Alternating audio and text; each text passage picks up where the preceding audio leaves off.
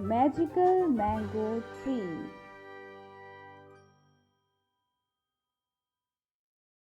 ये कहानी बबली चिड़िया की है। बबली चिड़िया एक गरीब चिड़िया थी। उसके पास तो कुछ भी ना था, बस एक आमों का बाग ही था। लेकिन आमों के बाग में सारे आम हर साल कच्चे होते थे और ख़राब भी। हर साल ख़राब आमों की वजह से चिड़िया तो कर्ज ले लेकर कर्ज में डूब चुकी थी। वो अब बहुत परेशान थी। इस परेशानी में भी वो चिड़िया हिम्मत करके बबली चिड़िया फल बेचने वाले के पास अपने खराब आमों को लेकर जाती है। फल बेचने वाला कबूतर इन खराब आमों को देखकर चिड़िया से ऐसा कहता है, बबली चिड़िया, क्या तुम अपने खराब आम मेरे पास बेचकर मेरा भी धंधा चौपट करोगी? मैं नहीं खरीद रहा ये आम, जाओ यहाँ से। इरे कबूतर भाई, एक बार चख तो ले मेरे आम। देखने में खराब लगते हैं, अंदर से बहुत ही ज़्यादा स्वादिष्ट हैं। एक बार चेक तो कर लेना प्लीज। बबली चिड़िया कबूतर की बहुत मिन्नतें करती है, जिन्हें सुनने के बाद कबूतर उससे ऐसा कहता है, देखो बबली चिड़िया, जब तुम्हारे इन खराब आमों को कोई खरीदेगा ही नहीं तो इनको बेचने की बात तो बहुत दूर की है। बबली चिड़िया बेचारी उस कबूतर की बातें सुनकर बहुत दुखी होती है, लेकिन वो करती भी तो क्या करती। बबली चिड़िया अपने उन खराब आमों को वहीं छोड़कर अपने परों को तेजी से फड़फड़ाते हुए वहां से उड़ जाती है। बबली ये बात जानती थी कि उसके इन खराब आमों को कोई नहीं खरीदेगा।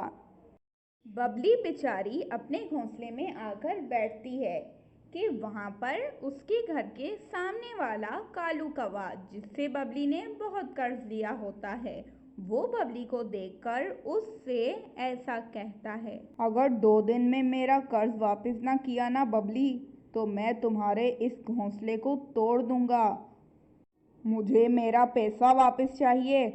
इरे कालू भाई, आप तो जानते हैं सब कुछ, फिर भी देखें मेरी बेटी कितनी छोटी है। वो तो बेचारी दिन में सिर्फ 2 वक्त का मुश्किल से खाती है, तो मैं आपका कर्ज 2 दिन में कैसे वापस करूं? बराए मेहरबानी मुझे कुछ वक्त दें। आपको कौन सा पैसे की कमी है? अच्छा घर है, अच्छा खाते पीते हैं, देखें तो सही आपका रंग कितना काला हो गया है, और तो और आपकी चोंच भी काली है। आप खा खा कर मोटे हो गए हैं, लेकिन मैं तो भूखी रह रहकर कमज़ोर हो गई हूँ। मेरी बेटी भी, प्लीज़ मुझे कुछ वक्त दें, इंशाल्लाह मैं आपका कर्ज उतार दूंगी। चुप कर जाओ चुप। एक तो तुमने मुझसे कर्ज लिया, और तो और तुम मेरे खाने का भी देखती हो, नजर मारती हो ना मुझे तुम चिड़िया। कौवे से अपनी इतनी बेइज्जती सुनकर चिड़िया बेचारी तो रोने लग जाती है। चिड़िया की बेटी अभी छोटी थी। बबली चाहती थी कि उसकी बेटी उसकी तरह गरीब ना हो, वो अपनी जिंदगी आसानी से गुजार सके। मामा मामा, क्या मैं अपनी दोस्त मिनकी और चिनकी के साथ खेलने बाहर जा सकती हूँ? मम्मा, मैं बिल्कुल शैतानी नहीं करूँगी, बस थोड़ी देर खेलूँगी और फिर जल्द ही वापस आ जाऊँगी। मम्मा प्लीज़ प्लीज़ प्लीज़। अरे मीनू, तुम भले खेलने जाओ, लेकिन उस बबली की बेटी के साथ मत खेलना, क्योंकि वो गरीब और हम अमीर, और अमीरों और गरीबों में फ़र्क होता है। समझ आ गई ना तुम्हें मेरी? सारे जंगल के सब अमीर पक्षी ऐसे ही थे। उन्हें गरीबों से नफरत थी। वो अपने औलादों को बबली की बेटी के साथ खेलने से मना करते। जंगल के सभी छोटे पक्षी अपने मम्मा पापा के मना करने की वजह से बबली की बेटी के साथ नहीं खेलते थे। बबली चिड़िया घर की तरफ जा रही होती है कि रास्ते में उसे एक तोती रोते हुए नजर आती है, तो वो चिड़िया वहीं पर बैठ जाती है। अरे तोती जी, आप रो क्यों रही हैं? आप मुझे बताएं, हो सकता है कि मैं गरीब चिड़िया भी आपके किसी काम आ जाऊं।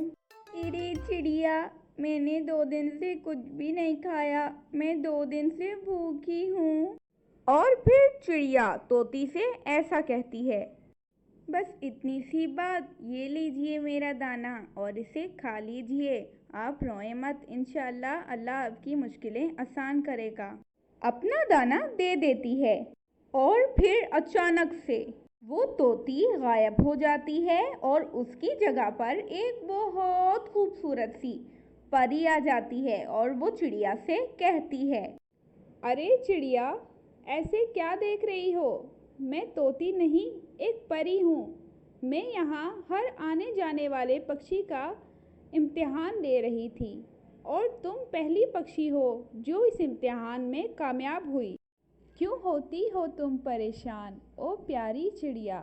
जाकर देखो अपने बागों में, तुम्हें मिलता है वहाँ पे क्या?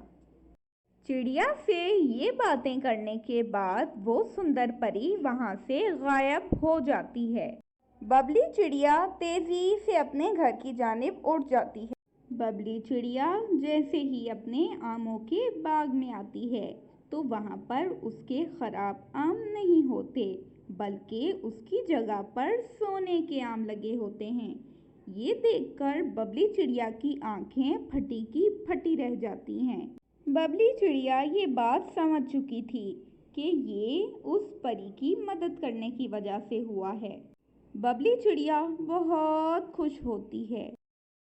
फिर बबली चिड़िया उस कालू कौवे का सारा कर्ज दे देती है। ये देखकर कालू हक्का बक्का रह जाता है। अब बबली चिड़िया के सर पे किसी भी कर्ज का बोझ नहीं था और तो और अब वो सबसे अमीर पक्षी बन गई। अब तो बबली चिड़िया ने अपनी खुद की फलों की दुकान खोल ली, जिस पर जंगल के बहुत सारे पक्षी आते थे। बबली चिड़िया का कारोबार बहुत अच्छा चल रहा था। वो बहुत खुश थी कि एक दिन बबली चिड़िया की कामयाबी देखकर जल रहा कालू कौवा खुद से ऐसा कहता है, अरे रे, ये क्या हो गया? एकदम से ये गरीब चिड़िया इतनी अमीर कैसे हो गई? अब मैं क्या करूं? मुझे तो ये पता करवाना ही होगा कि किस तरह ये गरीब चिड़िया अमीर हो गई है। कि आमों के बाग में कालू कौवा तो ज़रूर आएगा, इसीलिए उसने जाल बिछाया था। और जैसे ही कौवा आता है तो वो उस जाल में फंस जाता है और फिर वो तेज़ तेज़ चिल्लाने लगता है, क्योंकि जो जैसा करता है वो वैसा भरता है। और फिर वहाँ पर जैसे ही कालू कौवा चिड़िया के आमों के बाग में आता है तो वैसे ही उस पर जाल लग जाता है और वो वहाँ से फंस जाता है और वो तेज तेज चिल्लाने लगता है, बचाओ बचाओ चिड़िया, ये तुमने क्या किया? मैं बाहर निकल के तुम्हें छोड़ूंगा नहीं, बचाओ, कोई तो मुझे बचाओ ना। कौवा तो अपनी चोरी करने आया था, लेकिन ये क्या, वो तो चिड़िया। झट से बबली चिड़िया वहां पर आ जाती है और फिर वो कालू कौवे को चोरी के जुर्म में 5 साल की सजा हो जाती है, जिसके बाद कौवा बहुत पछताता है। और फिर चिड़िया अपनी बेटी को अपनी कार में बिठाकर उसके साथ पूरे जंगल की सैर करती थी।